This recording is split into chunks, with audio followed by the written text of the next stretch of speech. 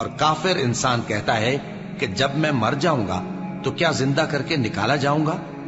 کیا ایسا انسان یاد نہیں کرتا کہ ہم نے اس کو پہلے بھی تو پیدا کیا تھا جبکہ وہ کچھ بھی چیز نہ تھا؟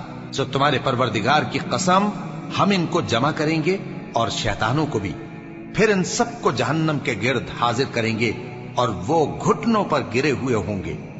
پھر ہر گروہ میں سے ہم ایسے لوگوں کو کھینچ نکالیں گے جو رحمان کے مقابلے میں سخت سرکشی کرتے تھے، پھر ہم ان لوگوں سے خوب واقف ہیں جو اس میں داخل ہونے کے زیادہ لائق ہیں، اور تم میں سے کوئی شخص نہیں مگر اسے اس پر گزرنا ہوگا، یہ تمہارے پروردگار پر لازم ہے، مقرر ہے۔ پھر ہم پرہیزگاروں کو نجات دیں گے اور ظالموں کو اس میں گھٹنوں کے بل پڑا ہوا چھوڑ دیں گے۔ اور جب ان لوگوں کے سامنے ہماری آیتیں پڑھی جاتی ہیں تو جو کافر ہیں وہ مومنوں سے کہتے ہیں کہ دونوں فریق میں سے مکان کس کے اچھے اور مجلسیں کس کی بہتر ہیں، اور ہم نے ان سے پہلے بہت سی امتیں ہلاک کر دیں، وہ لوگ ان سے ٹھاٹ باٹ اور نمود و نمائش میں کہیں اچھے تھے۔ کہہ دو کہ جو شخص گمراہی میں پڑا ہوا ہے رحمان اس کو آہستہ آہستہ مہلت دیا جاتا ہے، یہاں تک کہ جب اس چیز کو دیکھ لیں گے جس کا ان سے وعدہ کیا جاتا ہے، خواہ عذاب اور خواہ قیامت، تو اس وقت جان لیں گے کہ مکان کس کا برا ہے اور لشکر کس کا کمزور ہے۔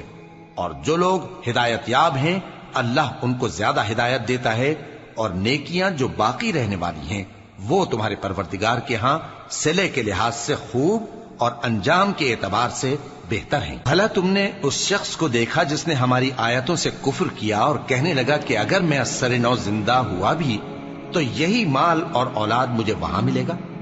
کیا اس نے غیب کی خبر پالی ہے یا اللہ کے یہاں سے عہد لے لیا ہے؟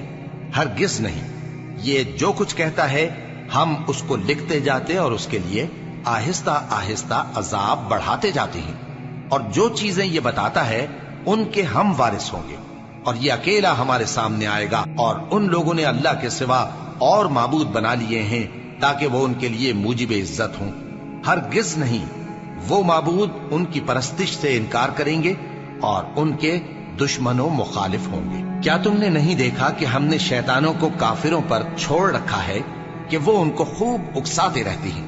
تو تم ان پر عذاب کے لیے جلدی نہ کرو کہ ہم تو ان کے لیے دن شمار کر رہے ہیں۔ جس روز ہم پرہیزگاروں کو رحمان کے سامنے بطور مہمان جمع کریں گے اور گناہگاروں کو دوزخ کی طرف پیاسے ہانک لے جائیں گے، تو لوگ کسی کی سفارش کا اختیار نہ رکھیں گے مگر جس نے رحمان سے اقرار لے لیا ہو، اور کہتے ہیں کہ رحمان بیٹا رکھتا ہے۔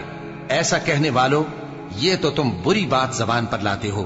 قریب ہے کہ اس جھوٹ سے آسمان پھٹ پڑے اور زمین شق ہو جائے اور پہاڑ پارا پارا ہو کر گر پڑے کہ انہوں نے رحمان کے لیے بیٹا تجویز کیا، اور رحمان کو شایع نہیں کہ کسی کو بیٹا بنائے۔ ہر شخص جو آسمانوں اور زمین میں ہے رحمان کے روبرو بطور بندہ ہی آئے گا۔